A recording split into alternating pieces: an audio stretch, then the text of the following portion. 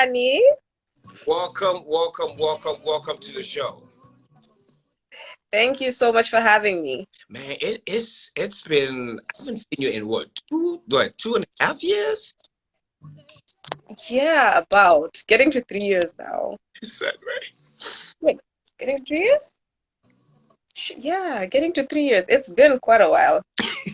But welcome to the show. It's going to be a slick one. I'll try to be nice with you, and I think people have equally just prepared themselves to be nice to you. Listen, you better be. I heard you say there's a lot of questions, and I'm just here like, oh my God, I hope I don't embarrass myself. So, fingers crossed. So let me, for the people that are watching Crude for the first time, Crude is certainly just a platform where we have the questions outlined, and we have the conversation that people don't usually have about probably your career or your view on perspective on life and so many other things outside the regular. So we bring that raw truth. We bring so we bring that not so nice facade to the conversation, and just bring and make it. I'm going to start by asking you just your name. Ngenarr Yassin Jeng.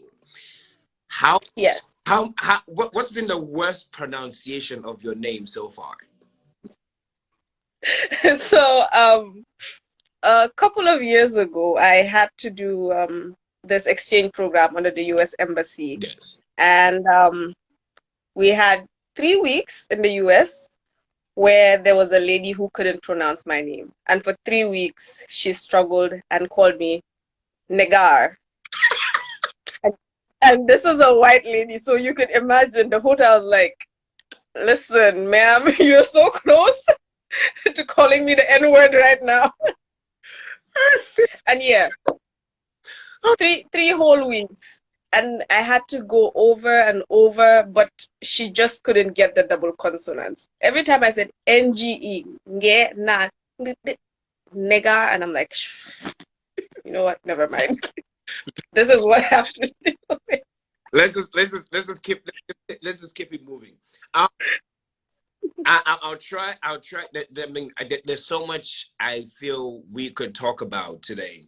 Yeah. Listen, even my wife has a big issue. Or she had an issue getting pronounced, and trust me. And the is Wolof though, and she's she has all this. She should be able to pronounce that name. It was a headache. But you have a very peculiar journey through life.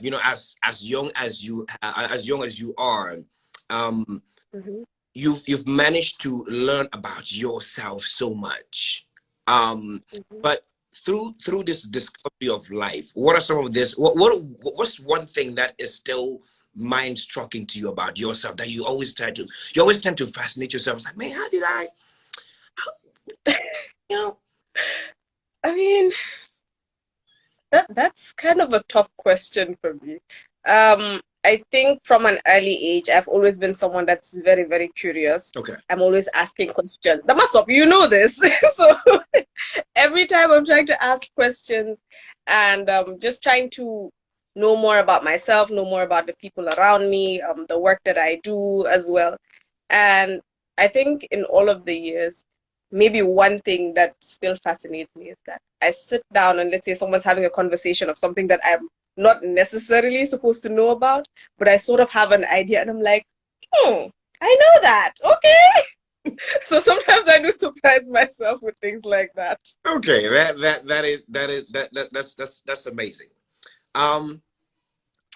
We all pray to make our parents proud. Yeah. And that's as we grow up, and coming from an African perspective, that also is very major. It's like, hey, Kimo, they pray that your parents as they pray, as I remember my wife told me that her dad used to sit in the basement and they'd be praying that yalla yala nañu musal si caga ak cagatu. You know, Okay. just you know, to just to make the family proud. You know, not to let's not go out there and just let not be ourselves. And you have managed to make your family proud. I hope so. No, but okay, you have, because at this point where you are, it's fascinating with your ESQ, auntie, barrister and solicitor of the Supreme Court of the Republic of the Gambia. You know, you are you're part of major international youth organization, Mori Africa Fellowship. You are in the you're part of the state IVLP, UN volunteer, and all the other organizations that you're part of. You know, Think Young Women, and the list goes on. Do you feel you've made yourself proud? To an extent, yes. I feel so.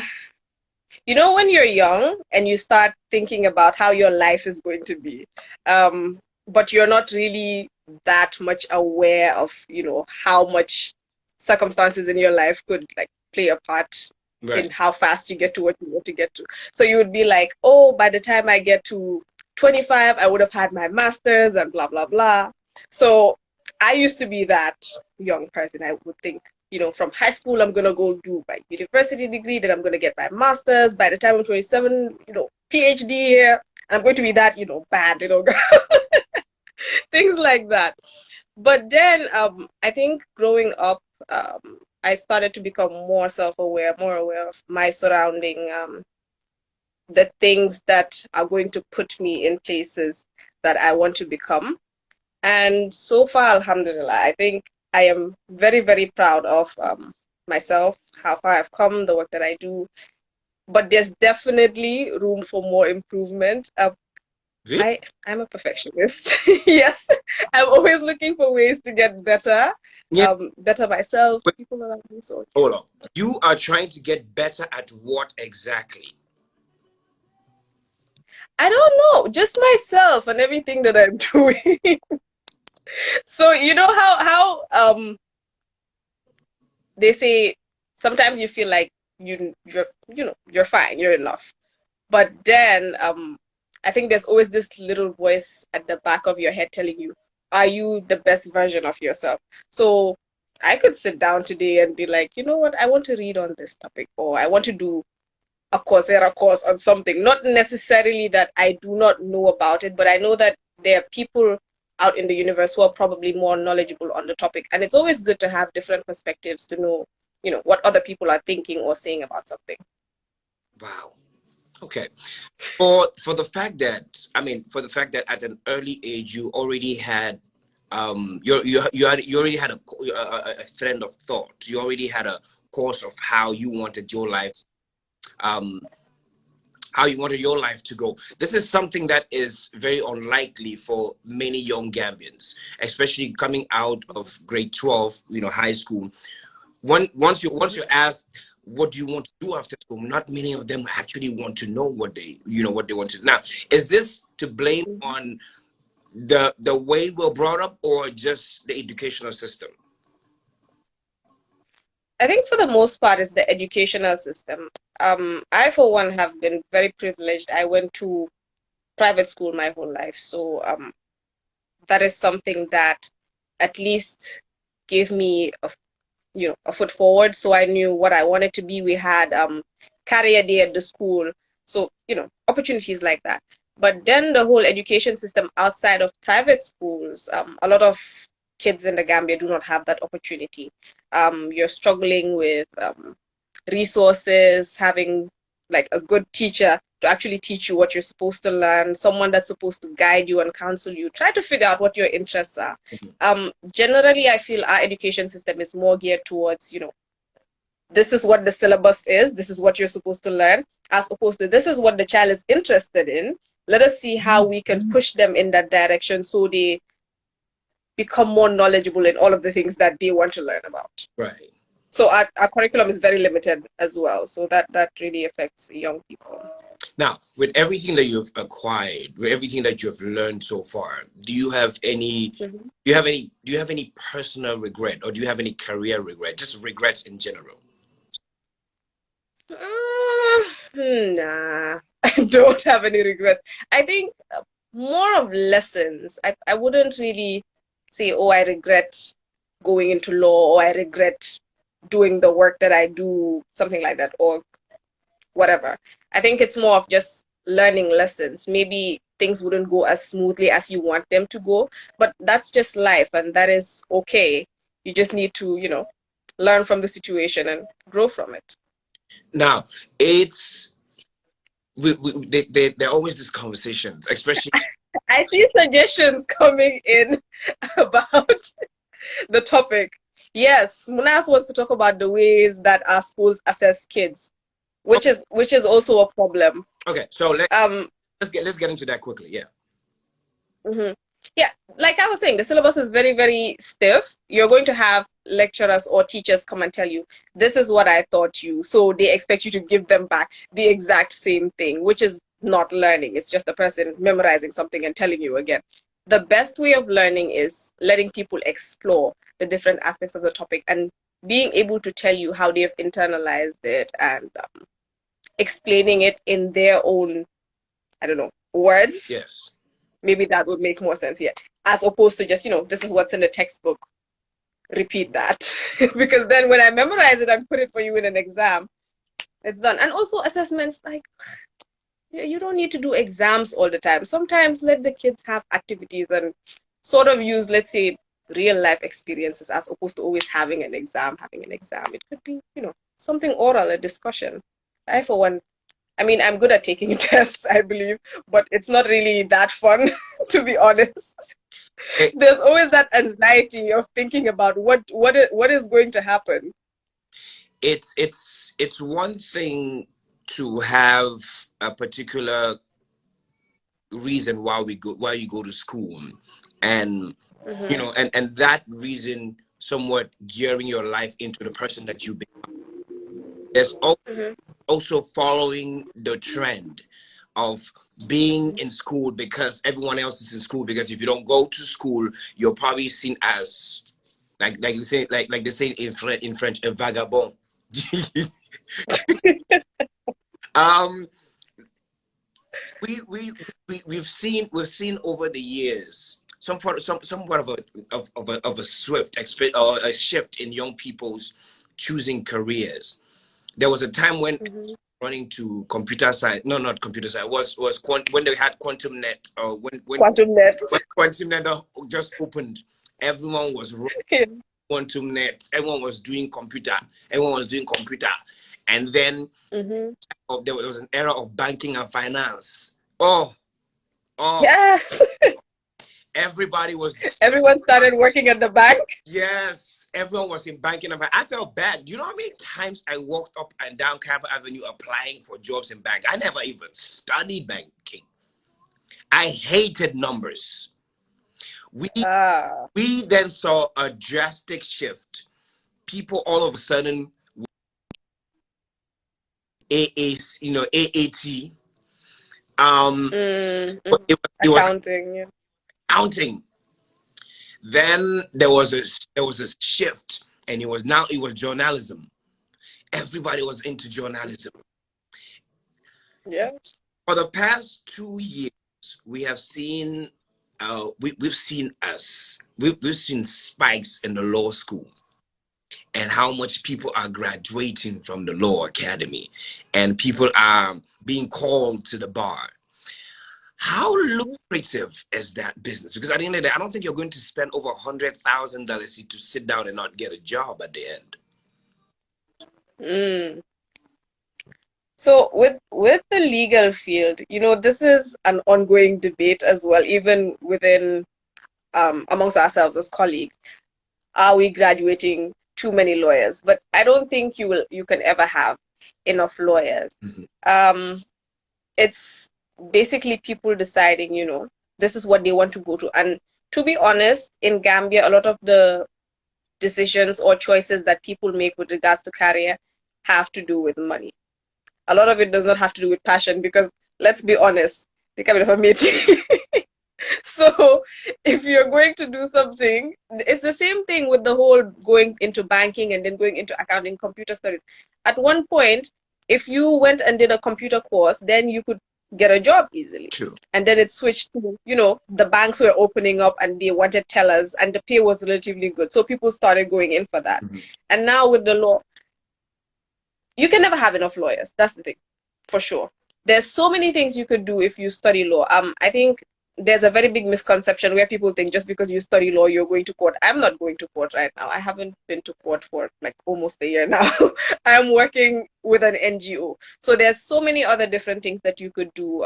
My work now is mostly advocacy, which yes, when you're studying law, you get to do quite a bit of advocacy, but that linked with the communications that I do. Okay. That's my job now. Other people have studied law, they work for banks, so they don't even go to court. They're just dealing with the bank's contracts and stuff like that. There are people that work for government agencies, they're doing regulations, there's drafting. So many things you could do. You could go into politics, work for National Assembly, whatever you want to do. I think a lot of people just worry because it's like, oh, Gambia is such a small population. We can't have all of them going to court. But to be honest, not all lawyers want to go to court. Some of us want to go to court for a while, and then we're like, you know what, we need a break from court. Let's do something else, and then maybe we'll come back to going to court. Okay. So I appreciate the fact that you have opened our eyes to a lot of that, because most of the time with the career choice that a lot of people have, it is solely based on the perception that they have on those career. You know, the fact that, yeah, you know, lawyer nyom fendrek, nyom, hanga wow, yom den fofu no di you know why you don't a lawyer. And that's basically the limited idea as to how broad this career is that people get to see. Yeah. And I was talking to a friend the last time. He was talking about how much people are making money from the little cases that they have in courts. I'm like, really? Can you take your own to court? Can you really sue people in court? Everyone is connected in Gambia. You can sue people in court. It's the society that we live in makes it a bit difficult because everybody knows everyone. So a lot of people are hesitant. If I had an issue with you today, even if I decide that I'm taking you to court, now Black Magic will come and send a delegation and say, you know, you were both in Black Magic, so don't go to court. It's not necessary. Jail Life will come over there and say, you remember when you used to come to the studio? You know, we're all friends here. Don't go to court. It's too much. And then that's just how things happen in Gambia, which discourages a lot of people. Even if like it's a very, very serious matter, and I know we're laughing about it right now, and this happens in civil cases, but even in matters of criminal matters, these things happen where someone is supposed to go to court, but somehow there's so much pressure put on this person to not go to court, and they sort of make you look like the bad guy. And a lot of the time you'll just end up having someone just decide, you know what, I don't want to go through with this, because all of the stress that is going to happen throughout this process and the pressure on you, you just can't take it, which is very unfortunate. But this is a lot of money that you've put into educating yourself that you can't use now because societal repression or so. That's sad. That's really sad. I'm going to a few questions from our views and pretty much just read some of the comments because it's very important. Make them feel part and parcel. You know, like, you know, we feel part and parcel of this of this show. Joining us, we have Ngenarr, Yassin, Jeng joining us right here. An amazing lady. We'll get pretty soon into the feminist aspect before I get into, because that's a broader conversation over there. But into the comments, people are, so we have Maimuna, your sister and friend, though, that's saying hashtag no to exams. You're not the yes. You're not the only one that hates exam. Yamjai. Yamjai is an amazing lady that is doing. Yam is my baby. All those kisses are for Yam. I will also need to have a conversation. And very unnecessary. Ismail said it's slow, and I'm sure we'll see a bigger change later. I think that had to do with the conversation of The education the system. educational system. My mother says I think also that because there are limited choices plus failure here is a really big thing. Well, failure here is a really big. It's a really okay. I think it's a really big thing. Munaz is always having typos, by the way, just so you know. So just in case, people don't have enough. It's a type. People don't have enough options. Aside and going to the university plus also finances. Yeah, well, true. Money is very. Yeah. Money is it's a very big issue in terms of education in the country for people getting to further their education at this point. Fantastic. Yeah. I learned to speak French through watching TV. Not everything's about school and following a program. Good job. That's nice. Gambia is not a litigious country. What are the sources? What are the sources of employment for recent graduate? I think that has to do with the law field. Yeah. Like you mentioned, they certainly go into broader. They go into diverse sectors. Yeah. So not just There's different aspects of the law that you could, work in. So some people do go to the judiciary and work as magistrates. Some go to law firms. Like I said, others go to different government parastatals to work in-house. Some go to the banks. Some go to NGOs. Even media companies just use the skills that I'm a big believer in using the skills that you have acquired when you went to law school. All of that writing and reading and arguing that you did, put it into good use. I mean, put that in. What the worst you will hear is no.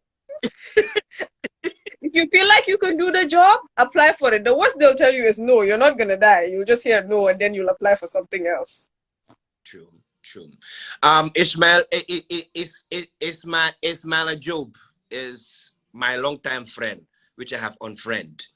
No, Ismail. Why? No. Bilai Ismail. When people buy Gambia, Wahanguma Ismail. Bilai Listen, we're in Gambia and we hardly speak to Ismaila, so imagine being all the way in America. Mom, this is serious. We'll have this conversation later. Yeah, law, he says law is such a broad spectrum. The career options are limitless. Thank you very much. We appreciate that. Fanta is asking, how about child support cases? Who is responsible for that? When you say child support, are you talking about custody? So the way, and I think maybe this is in relation to some of the stories that we've been hearing this past week. Yes. When it comes to children's cases, these are civil matters. So you go to your lawyer, who's supposed to be a private practitioner, and then you file your case there. And they file your case at the courts for you, rather. Wow. Our uncles and the term feminist is one that I feel many people are still battling with. Where you go on people's profiles or bio on social media, and you see feminists. Let me even read one of the recent ones I saw. It said feminist, proud Gambian, Muslim, Mandinka. So that is. I don't like the way you're reading this, but okay. Because I'm trying to sift, just basically trying to, be nice with it. Because if the grammar alone, the way the person spelled feminist was something else.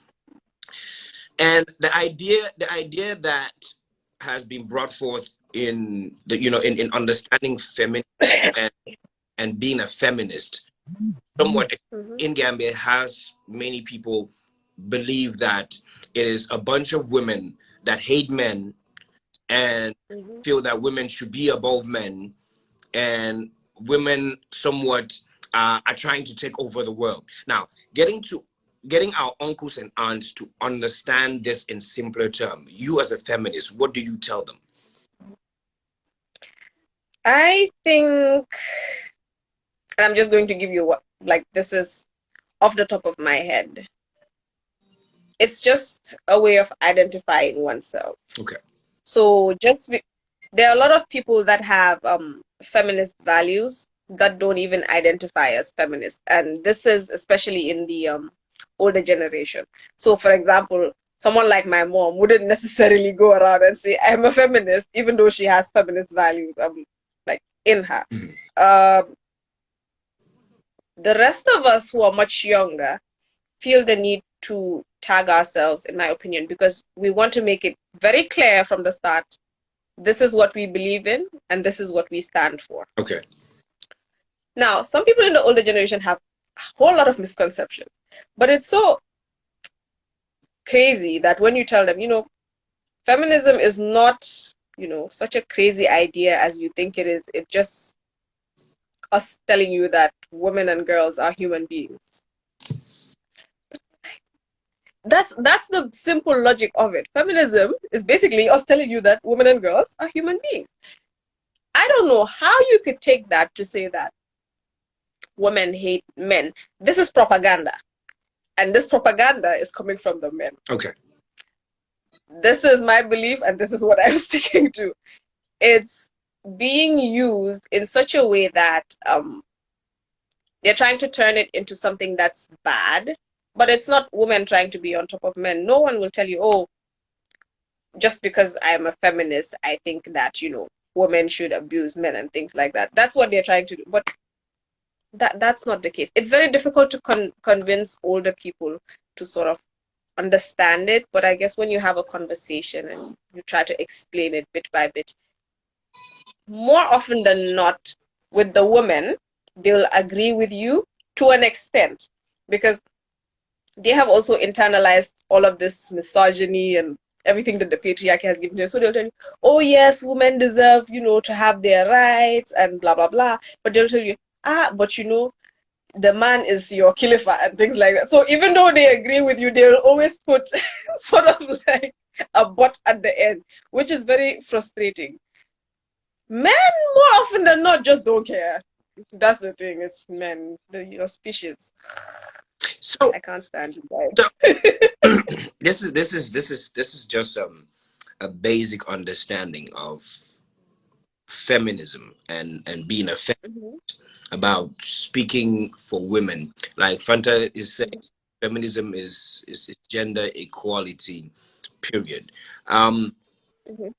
The complicit nature of our society when it comes to women or gender-based violence, sexuality, and the misogynistic approach on issues affecting women. Could there be consequences though? Because at the end of the day, you as an advocate, you as as a communication specialist, have a power to some extent, but regardless of whatever it is, there's still going to be hindrances. There's still going to be there's still obstacles as to ways to further the work. How can the law pretty much, or how do we hold people accountable for everything that's going wrong or happening to women by men? Whew. Okay, this one is very broad. There's different ways that you can tackle it. Okay. Because legally, yes, we need to have the laws that are in place. So we'll say, we have this law, and anyone who does so and so will be found guilty for it. But having the law is just one thing.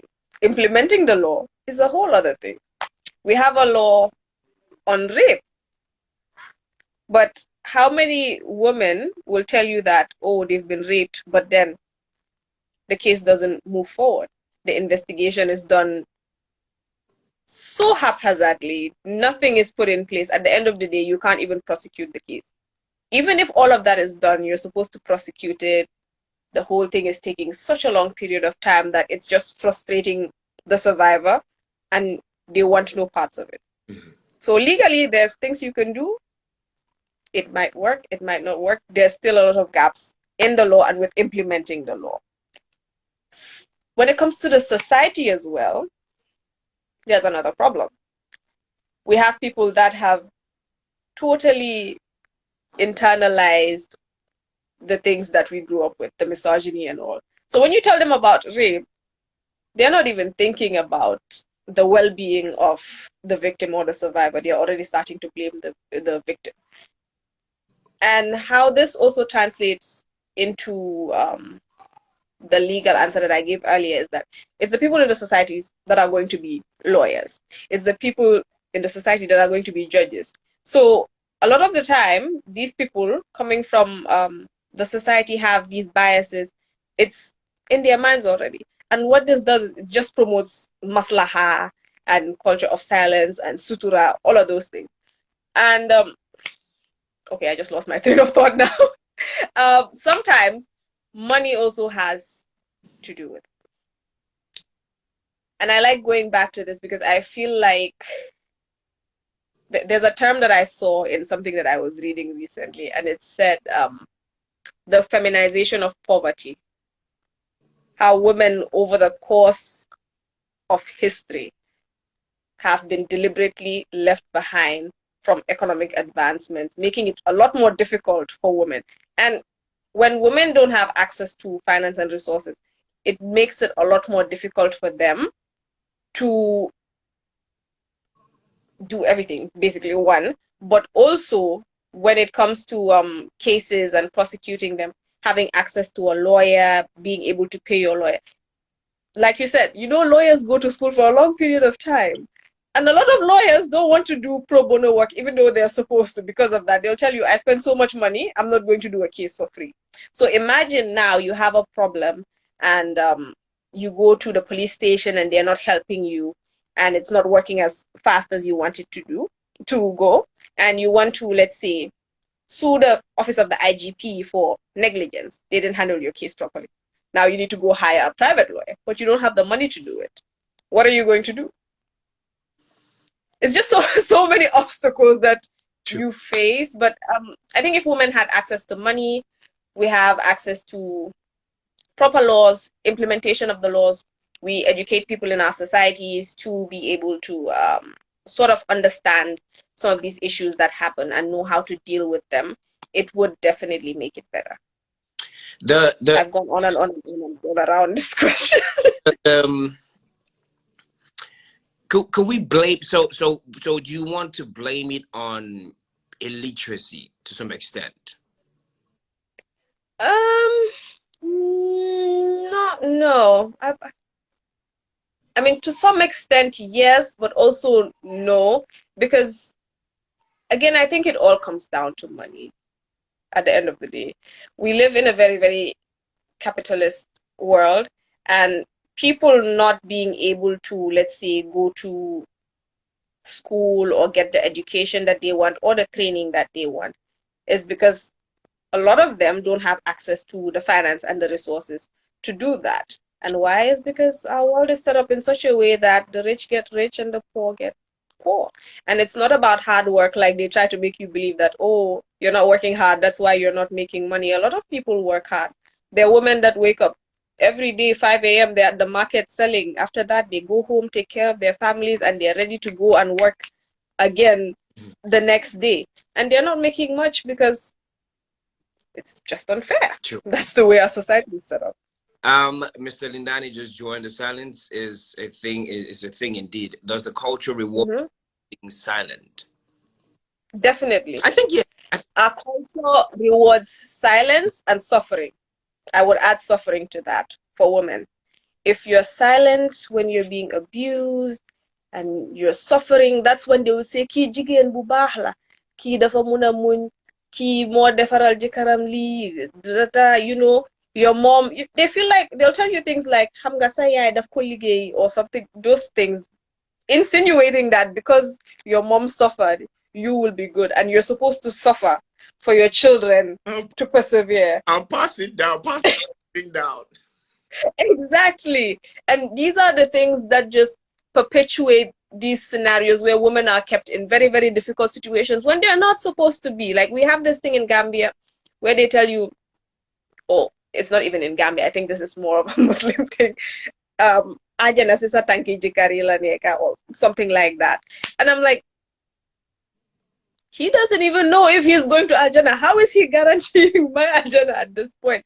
And it's just really, really frustrating. And these are the things that we get to deal with on a regular basis, especially in a society like Gambia, where people are very, very emotional about religion. Listen, if you want to take Gambians off, talk about religion. They're ready. Always ready. So yeah. The conversation of women, not just in Ghana, but around the world, is a very deep conversation. And at this point as well, it has broad, I mean, the scope has broadened because it involves also the conversation of sexuality, which you have had, you've clashed head with so many people on Twitter, on and just before I take you on, a quick fun segment called Sleek 8, because I don't want to do how Gambian are you with you, because you are more Gambian than a lot of people. I don't think the question about Gambia that I ask you that you wouldn't know. So I mean, it's possible. It's been a long time since I did anything SES related. I'll take you to Sleek 8, not how Gambian are. So sexuality, is that a conversation that needs to be opened in Gambia? Is that Sorry, you're breaking up a bit. Is that a conversation that needs to be opened? Conversation. Yes. Yes, it is definitely a conversation that needs to be opened in Gambia, because it's not like, oh, this is Gambia, we have this type of people and that is all. People are different. People evolve all the time.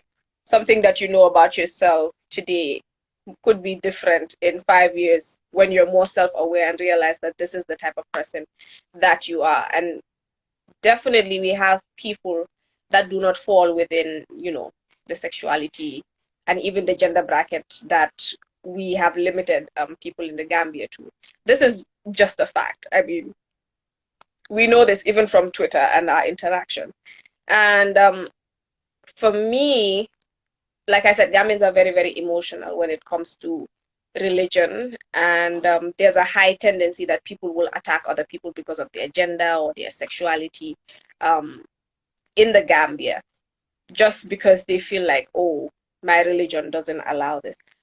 But what I have a problem with, and this is one thing I keep bringing up every time on Twitter, is most Gambians are Muslims.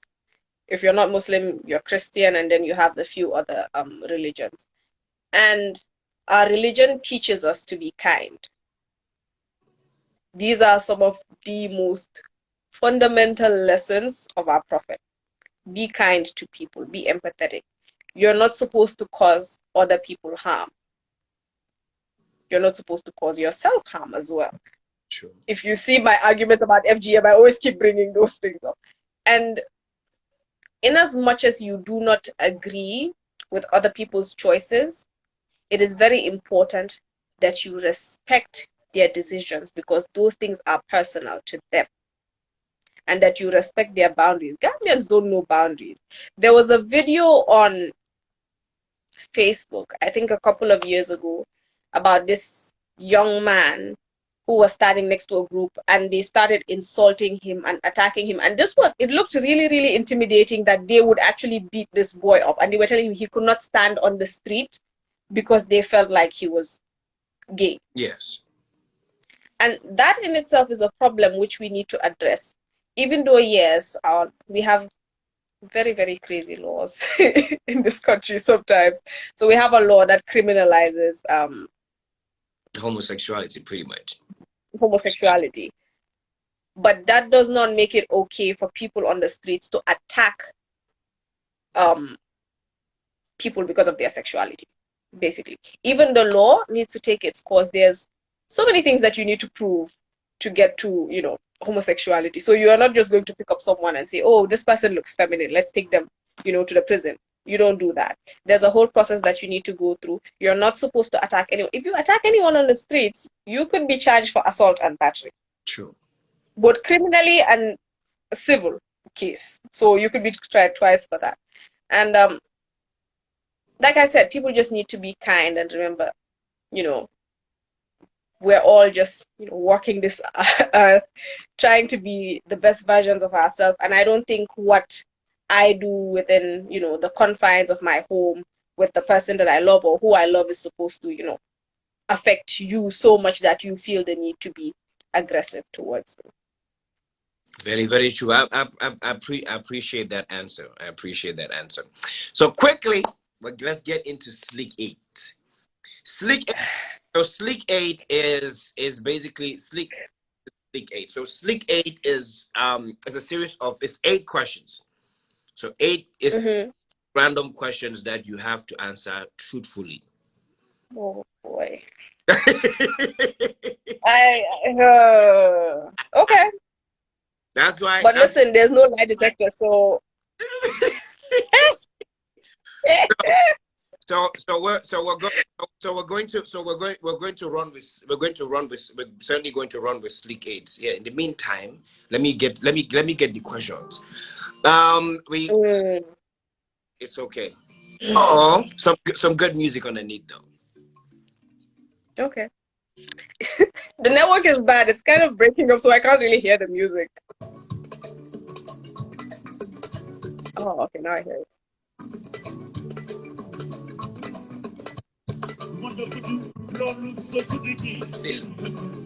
Hey.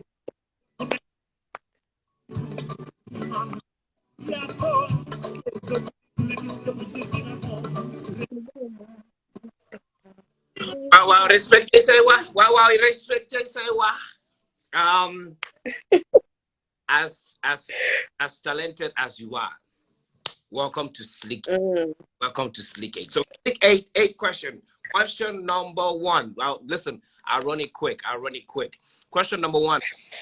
What's a challenge that nobody should have ever gotten to? Like a social media challenge that nobody should have ever gotten onto because you felt stupid. Gambiana challenge.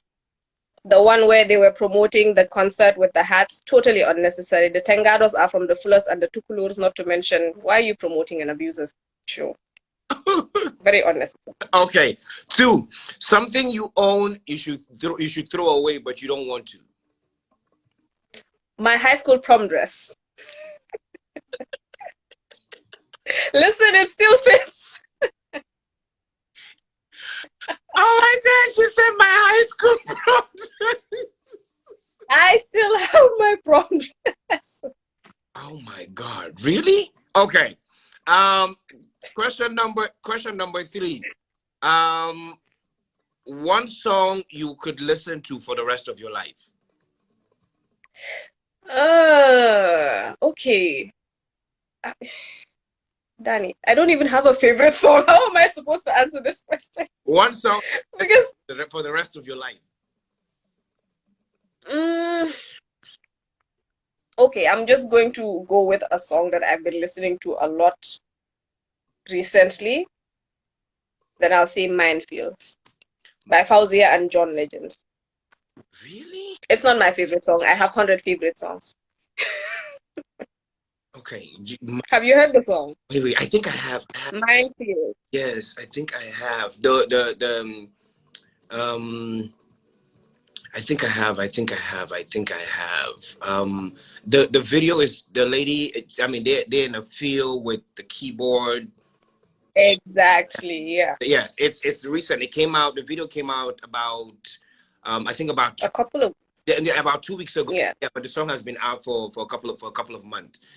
Yes, Don't worry. I'll play that song once we're done. So that is are you Yes. sure that's a song you can leave with for like?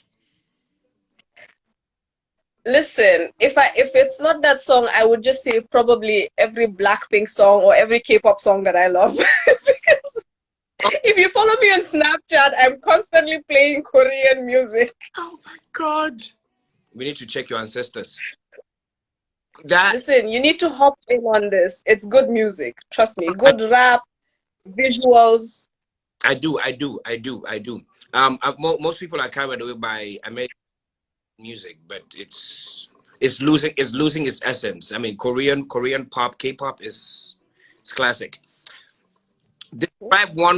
Describe the rest of your life in one word. The rest of my life. Peace. Damn. I mean, if there's peace, it means I am happy. I probably have enough money to take care of myself, and I don't have to worry about people being misogynistic and stuff. The patriarchy is probably, eradicated. So I would be, that's peace for me. Okay. Ludo or Akara?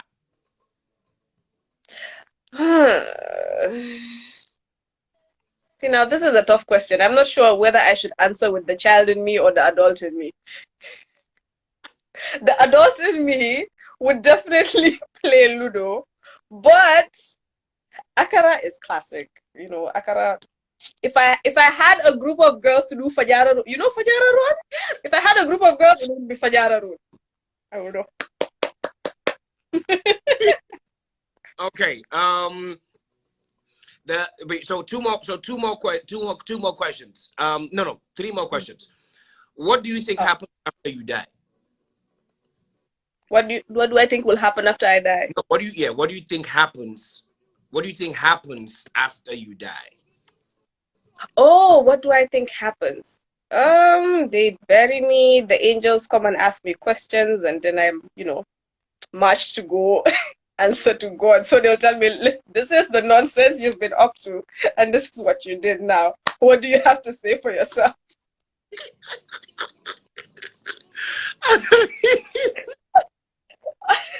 But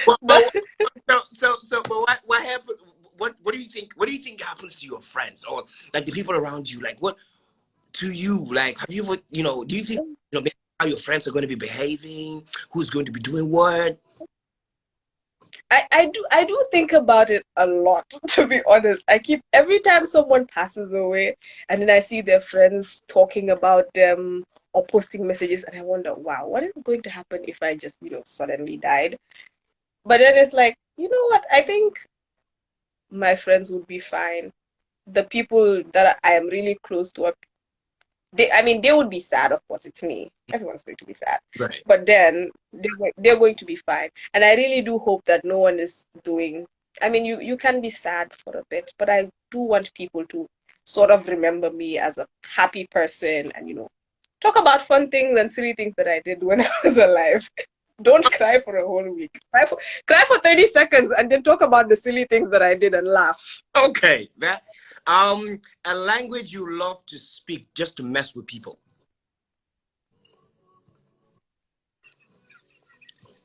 What? It depends on the level of messing, Danny. There are two languages that I wish I could speak. One, French.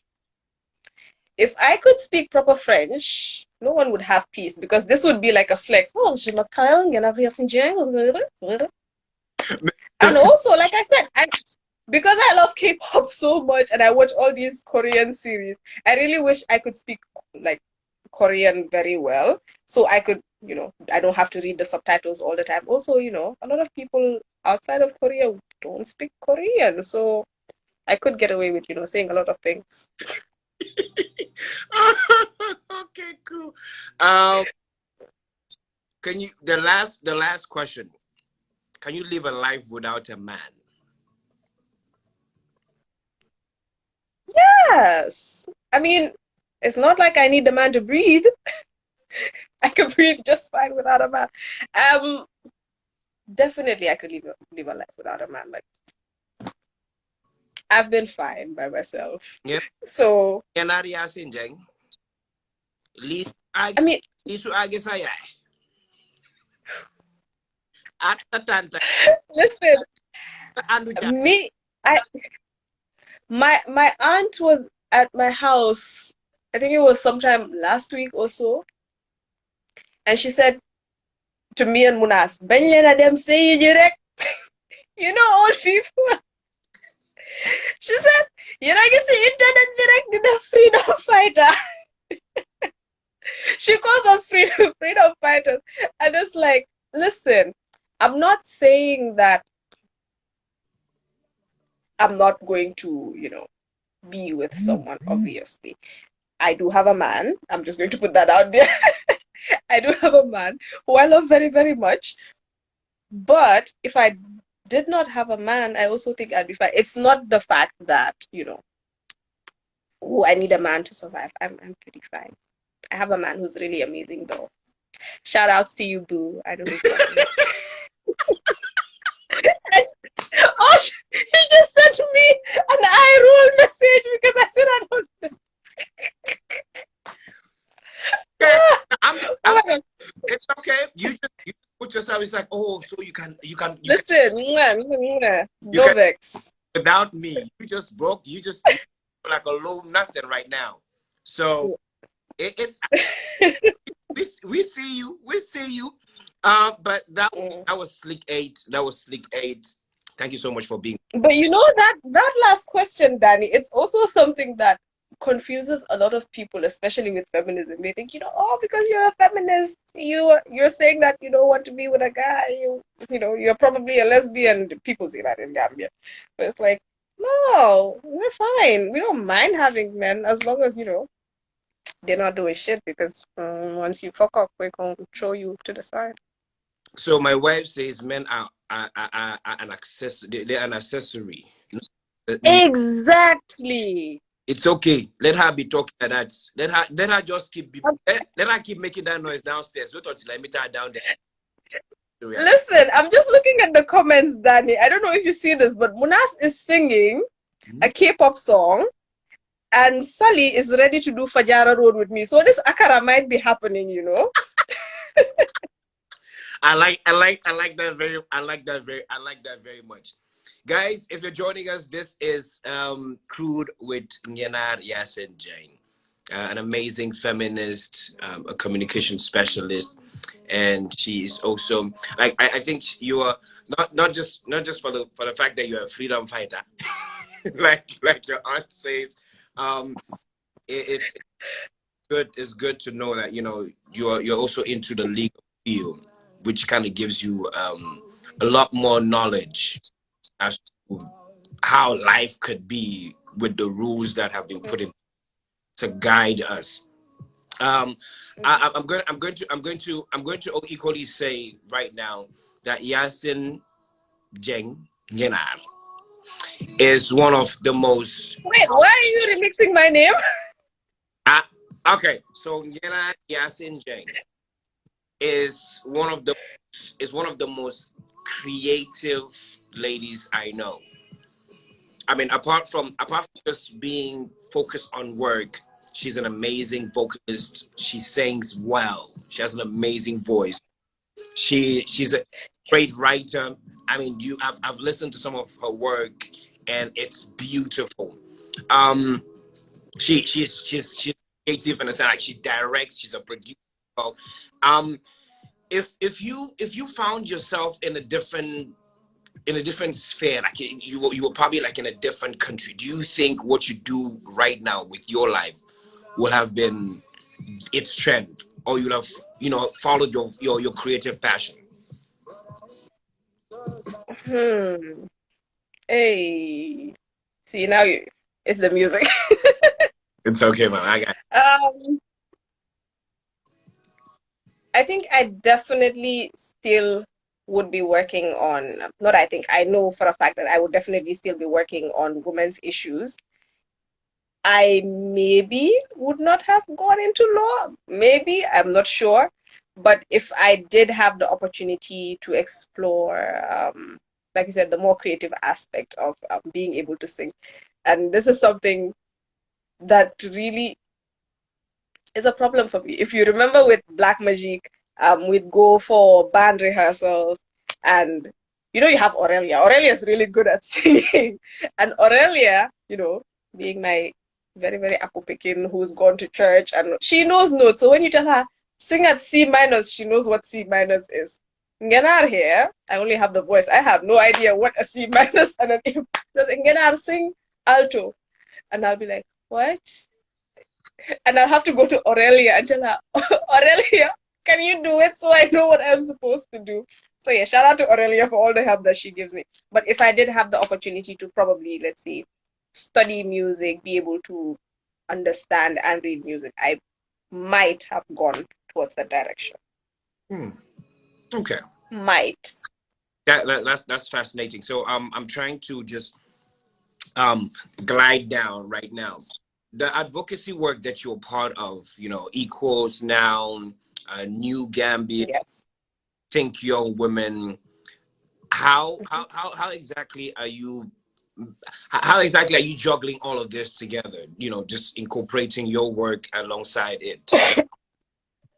I think it gets better with time. So I'm not active with Think Young Women now. If they do have projects that they need me to come in and do something, then I would come in and do something. Or most recently, they had a training that they wanted someone to do a presentation from Flag, and I represented Flag and did the presentation for them. But other than that, I am not a part of the executive, so I'm not doing much work with them. A lot of my work now is with Equals Now. Shout out to Equals Now, which is very, very new. Yeah, which is a very, very new organization. I'm just a little over a year doing very, very amazing work. It's hectic, but we're getting there for a team of 7. I think 7. Are we even 7? 7, 6 between those numbers. But like we're working for the funding, and it's a very, very supportive team as well, which is something I am very, very proud of. And it's young people, This was started by Munas and IJ, who are like 3 years younger than me or so.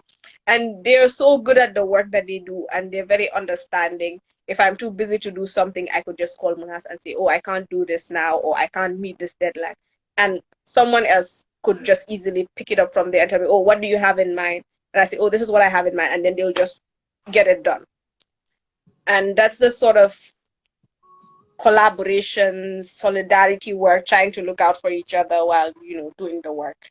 And just the sisterhood that I love. I know her head is going big in her room right now from hearing all of this. Beautiful. We are in 2021, and for most Gambians across the country and across the globe, we know that this is election year. As young communication specialist, there's not much done in creating that atmosphere. I mean, the country is ongoing. I mean, politics is all we ever talk about. But how important is it for us to be involved in what's currently going on? Because this will affect us in the long term.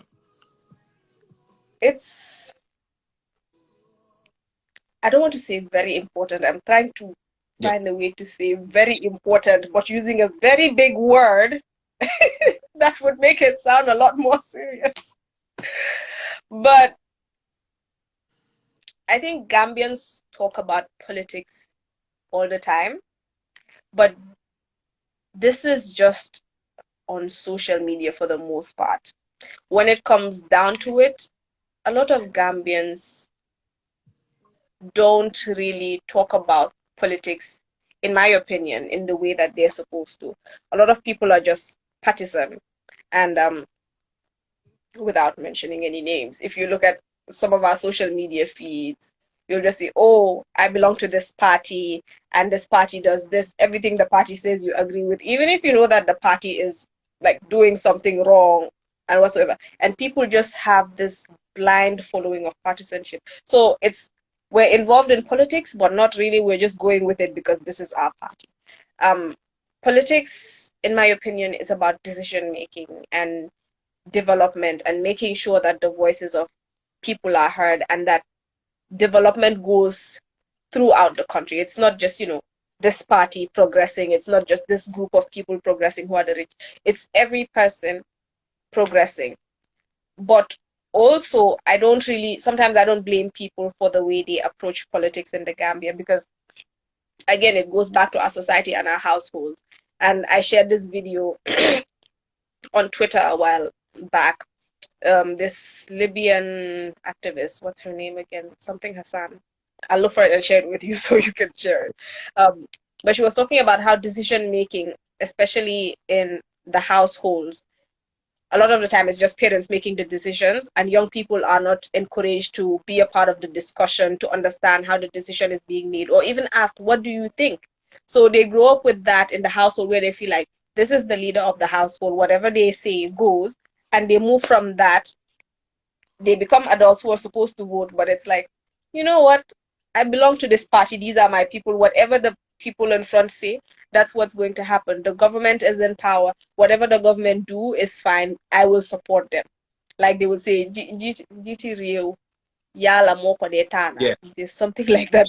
Yes. If, So they'll feel like, this is God right now, Christian, which is very, very if unfortunate. Christians have that, the saying that, yeah, leaders are chosen by God.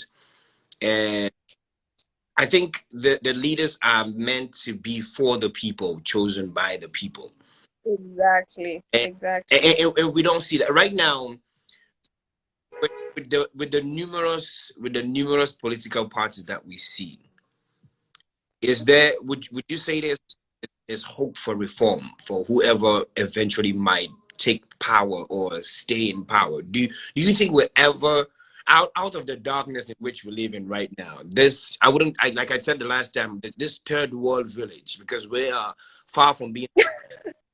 If we are going to be buying internet from our neighbors, we can't supply ourselves adequate electricity.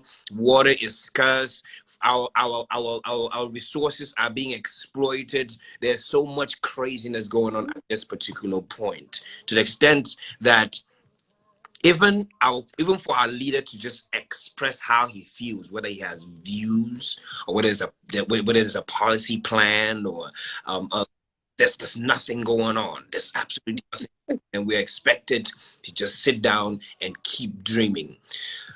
How could we make a change? Could there be some sort of a revolution? Could there be a could we ever grow out of this? We can. It will take quite some time. And like I said, this goes back to just, how we were raised, how we believe in things. But I believe in young people. I believe in women, just to be clear. I believe especially in women. I feel like women are the change. And especially, I'm going to link this back to feminism because feminism is very, very broad. And if you look at people that work in the feminism space, they're so anti-oppression that they work in all of these interlinkages of, anti-capitalist, anti-elitism, race issues, women's issues, all of them put together. So I do have hope, but I think we have a long way to go. And you're right, Gambia, nothing works in Gambia. I'll tell you how bad nothing works in Gambia. I'm on this call right now, and I have my work dongle here just in case the power goes out and the Wi-Fi goes off. That's how nothing is stable here.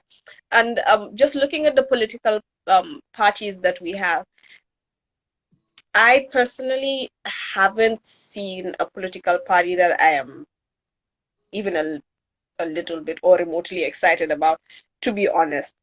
But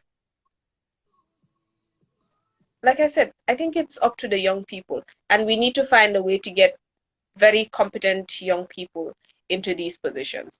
We talk a lot about, can we change it? And the youth are going to be the change.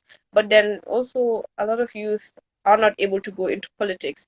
And when you have all of these mediocre men running for office, and they get into office and they hire all of their mediocre friends, and they become just one big kabudu just having fun, and everyone is like, what's going on in the country?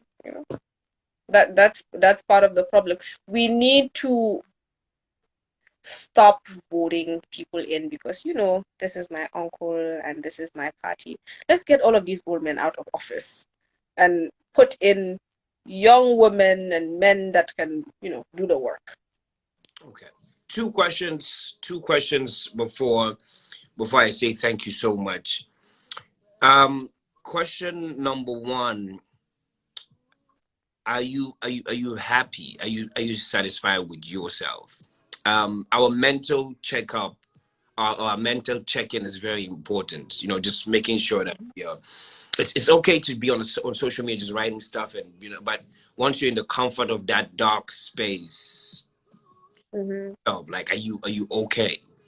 Can you say you're Yeah, I am okay. I mean, the way I would put it is, I feel like I am a very happy person, which is weird. And yes, of course, there are certain days when you're not feeling as cheery as you usually are, but that's totally fine. It's totally fine to be introspective, have all the feelings that you're supposed to have, and you know then you get out of it. I, for one, I'm not really bothered by a lot of things. I feel once I'm happy, I'm happy. I could be online and arguing with you and I'm laughing. And this is one thing on Twitter, when I'm going back and forth with someone and they're like, oh my gosh, Ngenarr, why are you so angry? I'm like, I'm not even angry, I'm literally just laughing here. your face? I'm always laughing. These fingers are fire. I can see. So my final question: you've had the privilege to travel far, you know, just work, and you've experienced so much. You've met people that have changed your life. Um, what would you say is your purpose right now? What would you say is Ngenarr Yassin Jeng's purpose forthgoing? Whew. Let me find a way to phrase that. Okay, I'm just gonna go with the basic one. there's no there's no other way to put it. My purpose on this earth is to make it better for women first, and then every other vulnerable group. So women, children. I mean, there's a lot of things that I'm passionate about. So sometimes I'm thinking, how do I, sort of rank them? But every time, women are going to come first. Women, children, of course, persons living with disabilities. Because, like I said, very unfair world, and there's always the need to put in extra effort to make sure that a lot of these groups that are more likely to be left behind are not left behind. True, true, very, very, very, very true. I want to say thank you so much for the time, and it means a lot to not just me but everyone else that had the chance to be here to listen to you and learn about your life, and I appreciate your honesty. I appreciate the fact that now you will go back to a relationship where it's shaky ground now. Um, Caused by you. Now someone is sending me an eye roll. okay.